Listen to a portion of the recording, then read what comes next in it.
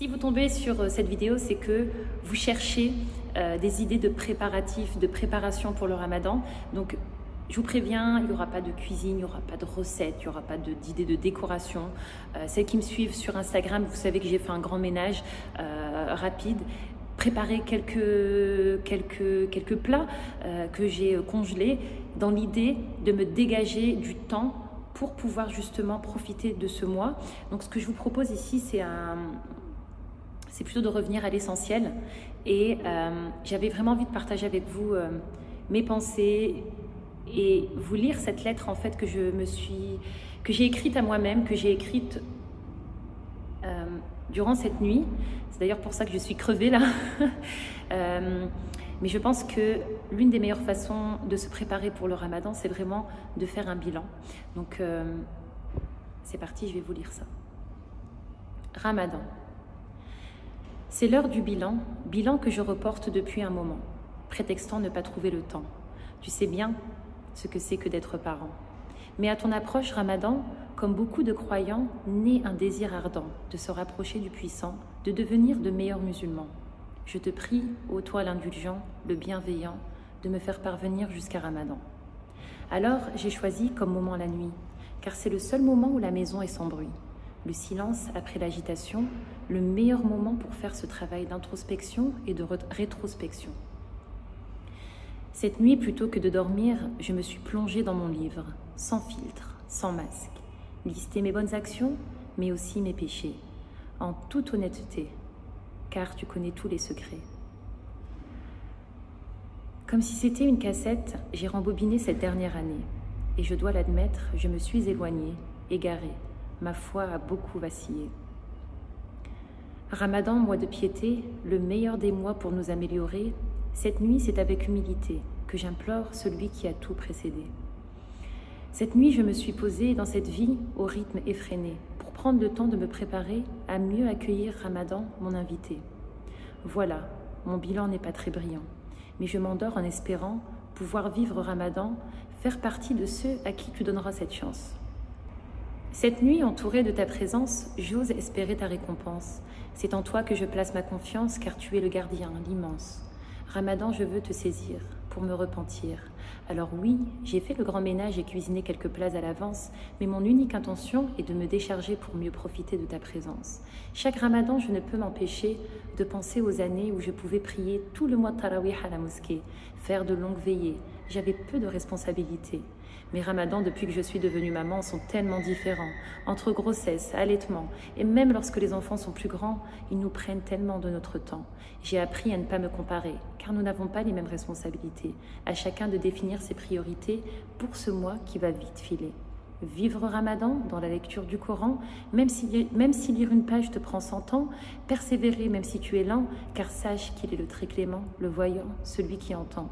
N'oublions pas les actions de charité durant ce mois de générosité, éviter les excès et ne pas gaspiller. Au moment de rompre, prendre conscience des bienfaits que nous avons en abondance.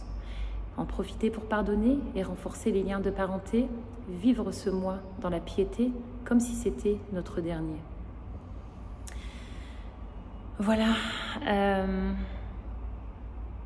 je vous invite à vraiment prendre le temps de faire ce bilan, de faire ce bilan pour savoir sur quoi en fait vous voulez travailler, on va dire, durant le mois de Ramadan.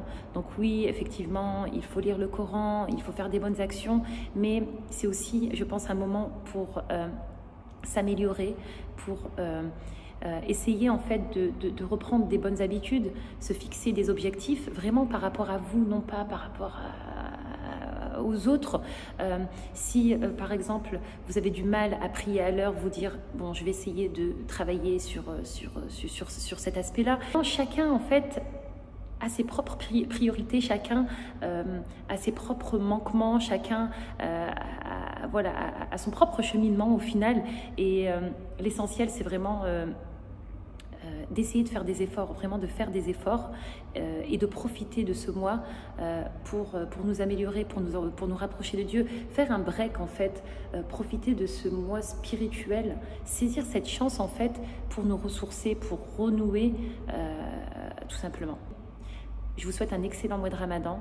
Donc ça fait maintenant, je crois, la 3e année que je propose sur Instagram quotidiennement, quasiment quotidiennement en fait, la lecture du Coran. L'objectif, c'est tout simplement de me motiver, de vous motiver à lire durant le mois de Ramadan, à essayer de terminer le Coran si vous le pouvez, comme je le disais dans cette lettre. On est tous différents. Certaines personnes ne savent pas lire l'arabe, certaines personnes sont très à l'aise avec l'arabe. Donc, ne vous comparez pas.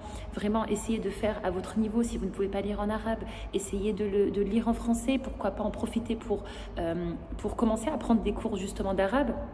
Voilà, donc chacun, en fait, selon son niveau, essayez de faire de votre mieux au final.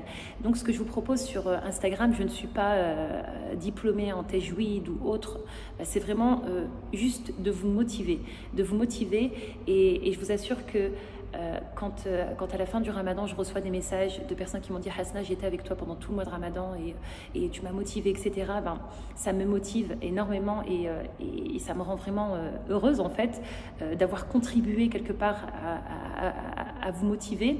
Donc je vous propose cette année, comme les années précédentes, je partagerai avec vous en fait des passages. Ce que je fais en général, c'est que je partage des passages en fait qui m'ont vraiment touchée. Voilà. Alors, si vous voulez terminer la lecture du Coran durant le mois de Ramadan, sachez qu'il y a plein de plans, de programmes que vous pouvez trouver. Le plus simple, c'est de vous dire en fait que vous devez lire une 20aine de pages par jour. Vous pouvez maintenant vous dire après chaque prière, je lis 5 pages. C'est vraiment, ça dépend de vous. Personnellement, moi j'aime beaucoup lire durant mes transports en commun. J'utilise beaucoup l'application Muslim Pro, je vous en reparlerai de toute façon et je vous en ai déjà parlé plein de fois quand je prends le bus, quand je prends le métro. J'en profite pour faire mes dhikr, mes invocations, j'en profite pour lire, pour m'avancer, parce que la réalité c'est que quand je rentre à la maison, voilà, je dois m'occuper des enfants, il y a les devoirs, leur préparer à manger, etc. Et tout ça, ça prend du temps. Donc du coup, ce que je fais, c'est que vraiment, j'essaie de profiter un maximum du moment, en tout cas des temps où je suis seule, où les enfants ne sont pas là, pour faire cette part de travail. Et je vous invite aussi, si vos enfants sont plus grands, d'en profiter en fait pour lire avec eux le Coran, pour lire avec eux des livres sur la religion, etc. Je vous souhaite encore un excellent mois de Ramadan et on se retrouve sur Instagram, with Hasnabi. Le lien il est en barre d'informations pour nous motiver et pour, Inch'Allah, tirer profit en fait de ce mois. Salam alaikum.